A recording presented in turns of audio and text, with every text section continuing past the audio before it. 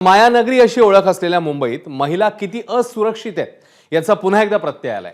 मुंबईतल्या विविध ठिकाणी बलात्काराच्या घटना समोर आलेल्या आहेत। कुठे रिक्षा चालकच भक्षक निघालाय तर कुठे मित्रांनीच मैत्रीचा विश्वासघात करत मैत्रिणीवर अत्याचार केलाय। दिंडोशीत आणखी एक भयानक घटना समोर आली आहे। एका 78 वर्षाच्या वृद्ध महिलेवर 20 वर्षाच्या तरुणाने बलात्कार केलाय। त्यामुळे महिला मुंबईमध्ये असुरक्षित आहेत असं आता अधोरेखित होत आहे।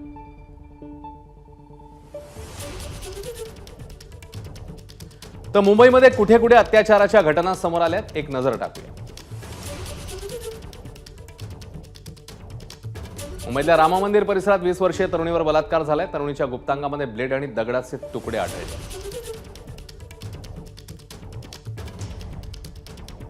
कांदिवलीत अल्पवयीन मुलीवर मित्रांकडूनच अत्याचार झाले। ताब्यात घेतलेले आरोपी 18 ते 21 वयोगटातले आहेत।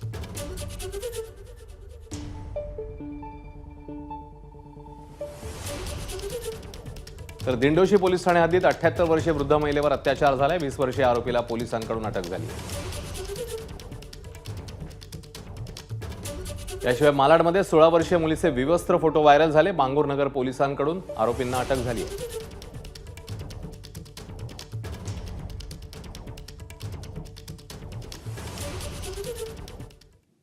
आणि आता मुंबईत या घटना ज्या घडल्या त्याच्या सविस्तर अपडेट आपण घेणार आहोत। महिला सुरक्षित नाहीत मुंबईमध्ये ह्याचा पुन्हा एकदा प्रत्यय आलाय। मुंबईतल्या रामा मंदिर स्टेशन परिसरात एका 20 वर्षीय तरुणीवर बलात्कार करून तिच्यावर हल्ला केल्याची धक्कादायक घटना ही समोर आलेली आहे। एका अज्ञात रिक्षा चालकाने पीडितेवर अत्याचार केलाय। धक्कादायक बाब म्हणजे तरुणीच्या गुप्तांगामध्ये ब्लेड आणि दगडाचे तुकडे आढळून आले। या प्रकरणी वनराई पोलिसांनी गुन्हा दाखल करत आरोपी रिक्षा चालकाला अटक केली आणि त्याने तरुणीवर अत्याचार केल्याचं कबूल केलंय। तरुणीच्या शरीराचे लचके तोडणाऱ्या नराधमाचं नाव राजरतन वायवळ असून तो 32 वर्षांचा आहे। तो विवाहित असून त्याला 2 मुली आहेत।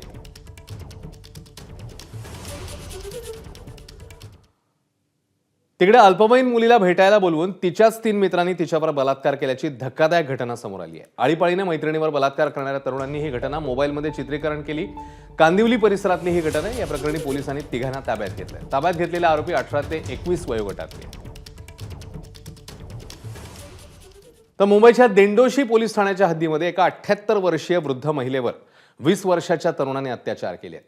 प्रकाश मोरिया असं या आरोपीचं नाव आहे आणि त्याला पोलिसांनी अटक केली आहे। घरातील महिला एकटी राहत असल्याचं हेरून आरोपी घरात शिरला। त्याने महिलेवर अत्याचार केला।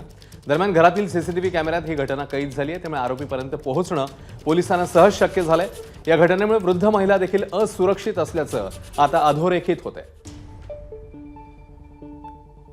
तर मुंबईच्या मालाड परिसरात आणखी एक धक्कादायक घटना समोर आली आहे। 16 वर्षीय अल्पवयीन मुलीचे विवस्त्र असलेले फोटो व्हायरल करण्यात आले।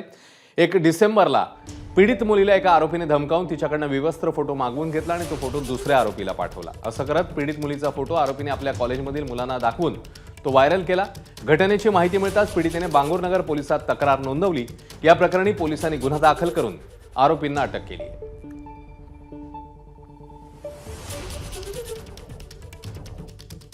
तर महिला अत्याचाराच्या या घटना पाहून एबीपी माझाने काही सवाल उपस्थित केले आहेत। बघूया।